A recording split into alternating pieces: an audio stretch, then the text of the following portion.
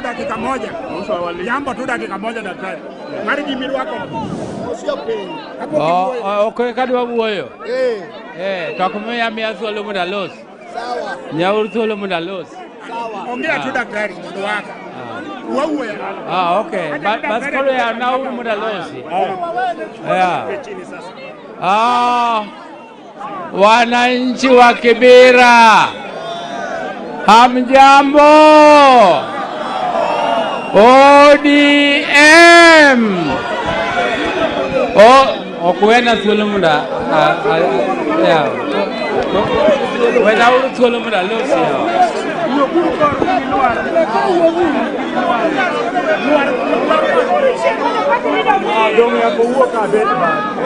Aduh, baru jangan ditok daktari. Oh dia, apa ini? Ayo urumuda kura los. Muda agine. Oh, wananchi wa Kibera. Wananchi wa Kibera, mnanisikiza? Mnanisikiza?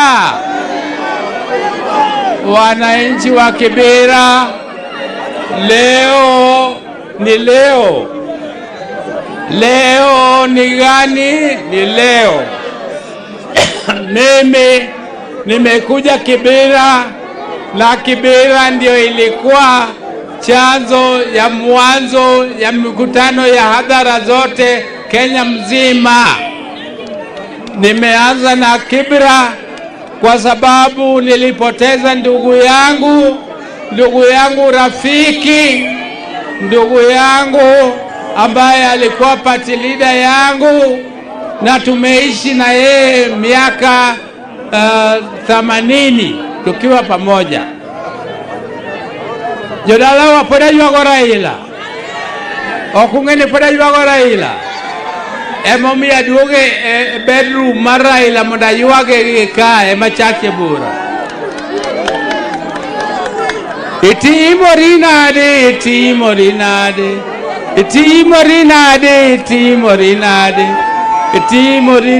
okeu gatinga itimorinade. Joey. Raila kila wakati alipotoka nje akirudi hapa Kenya, message ya kupatia Wakenya wote alikuwa anaanza na hapa Kibera. Raila alikuwa akitaka kutangaza tangazo yoyote muhimu, tangazo yoyote Senego. Onge ngama babu Senego. Haya wito.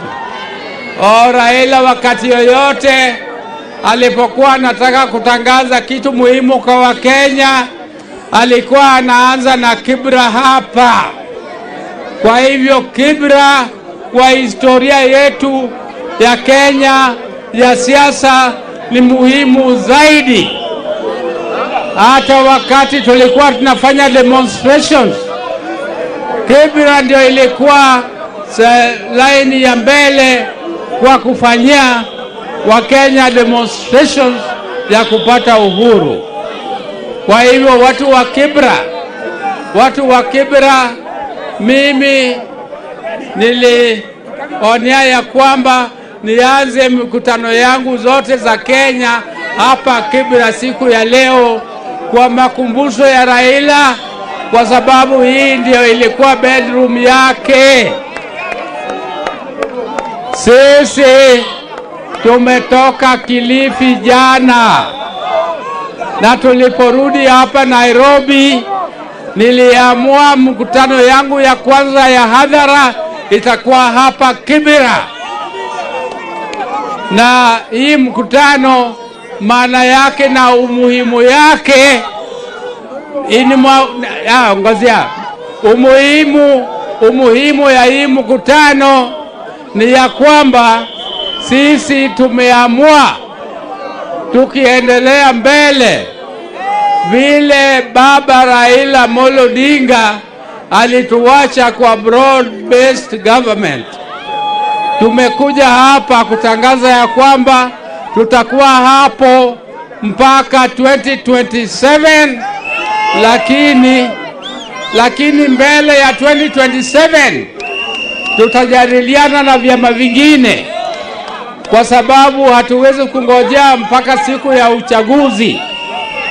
Ni lazima sisi kama chama cha ODM tujitayarishe, na tunaweza kujitayarisha tukiwa tumekuwa na umoja, na sisi lazima tuendelee pamoja, na hatuna nia ya kufukuza mtu yoyote kwa chama.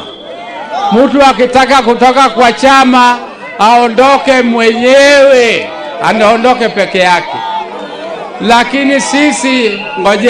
Lakini sisi kama ODM, sisi tunataka tuimarishe chama yetu, na tutaanza mazungumzo na vyama vingine, lakini tukiwa pamoja ndio tutakuwa na nguvu, na negotiate na hawa from a point of strength, not from a point of weakness. Sisi ndio chama kubwa. Sisi ndio chama kubwa Kenya mzima kushinda vyama vingine vyote. Hatuwezi kwenda kwa mesa kuongea na wengine tukiwa wanyonge. Tukiongea sisi tutaongea kama chama shujaa, chama kubwa, chama ya Raila, na tutaweka kila kitu kwa meza. Hii serikali tulikuwa naye, Raila alituweka, walikuwa wanyonge, walikuwa karibu kuanguka. Lakini tukiendelea mbele, sasa tutakuwa na chama kwa serikali ambaye sisi pia tutaunda, kwa serikali ambaye sisi pia tutakuwa na sauti zaidi, na serikali ambaye sisi tutakuwa na haki ya kudemand haki zetu. Kwa hivyo ndugu zanguni, na wangapi wamekubali tuendelee kuimarisha chama yetu ya ODM? Wangapi wamekubali? Wainua mkono. Mbona watu wa nyuma huko hawainui mkono? Asante. Mimi leo nina furaha tele, kwa sababu inaonekana watu wa Kibra wana hamu ya mikutano. Hawajakuwa na mikutano ya hadhara kwa muda mrefu. Ndio mimi naona watu wamekuwa na agility kubwa, lakini mbele hivyo tutaendelea kwa pamoja. Asante sana, na Mungu awabariki. Mungu sasa wale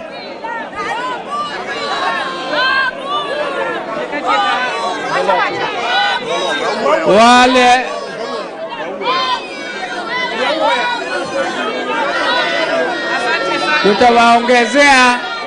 Mimi nitawapatia shilingi 3,000,000 wale ambayo manyumba zao, 3,000,000 wale ambayo manyumba zao zilibomolewa leo asubuhi. Nitawapatia 3 million on top ya ile ambayo ilikuwa imetolewa. Asanteni sana.